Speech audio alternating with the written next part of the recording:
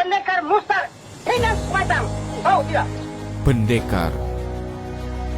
Pendekar merupakan pahlawan ikonik bagi orang Melayu zaman dahulu dan ia juga membentuk ketamadunan bangsa dan satu idea yang menggambarkan visi bangsa tersebut.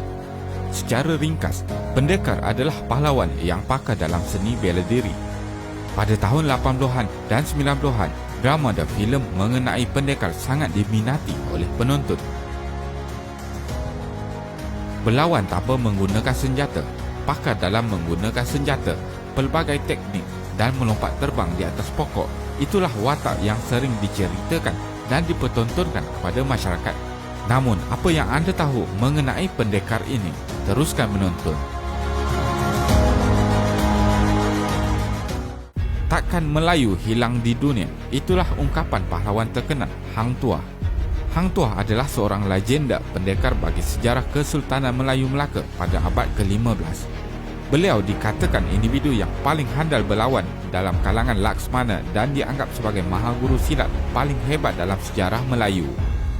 Dan silat inilah ciri-ciri utama yang ada pada seorang pendekar. Silat bermaksud seni bela diri yang bererti pergerakan mempertahankan diri yang melibatkan permainan senjata atau tangan kosong. Senjata utama yang digunakan oleh pendekar adalah keris. Keris Tamingsari adalah keris paling popular dalam sejarah Melayu dan ia digunakan oleh Hang Tuah. Jika dilihat di dalam drama atau rancangan TV, kebanyakan pendekar mempunyai satu kelebihan mistik atau istimewa, iaitu kebal.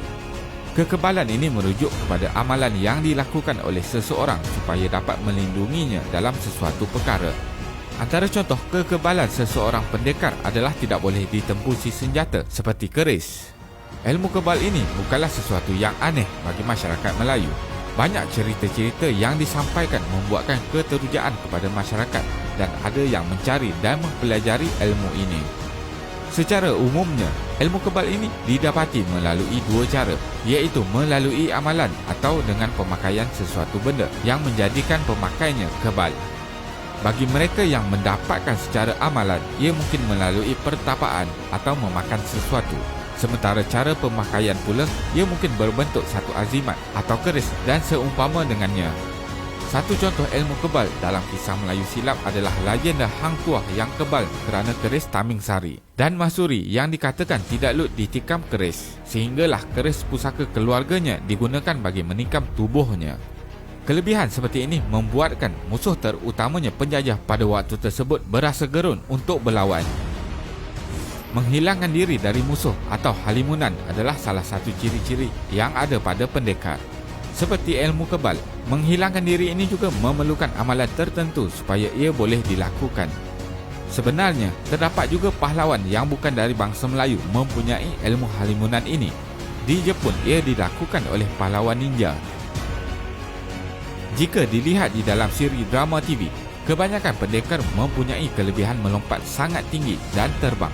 Yang menarik, ia juga berlaku terhadap drama TV pahlawan di China. Kebanyakan pahlawannya boleh terbang dengan mudah. Namun, apa yang menjadi persoalan, adakah ia hanya sekadar lakonan ataupun ia benar-benar berlaku pada zaman dahulu? Jika diteliti, ilmu terbang atau melompat tinggi ini kebanyakannya digunakan untuk bertarung sahaja. Dengan semua ini, ciri-ciri pahlawan atau pendekar bangsa Melayu menggunakan satu teknik seni bela diri, iaitu silat. Masyarakat Melayu pada masa tersebut menggunakan silat ini sebagai senjata untuk melawan musuh, terutamanya penjajah, dan bukannya menunjukkan kehebatan masing-masing. Kehebatan yang ditampilkan oleh pendekar ini membuatkan mereka sering dijadikan orang kuat kepada sultan pada zaman dahulu. Ini adalah pahlawan Melayu yang telah berjuang dan mempertaruhkan nyawa mereka untuk mengekang ketidakadilan penjajah. Mungkin ramai yang mempertikaikan kebolehan mistik mereka ini, namun tidak boleh dinafikan. Mereka ini sudah tercatat di dalam sejarah bahawa mereka adalah pahlawan terbilang di zaman tersebut. Terima kasih kerana menonton dan jangan lupa subscribe. Jumpa lagi.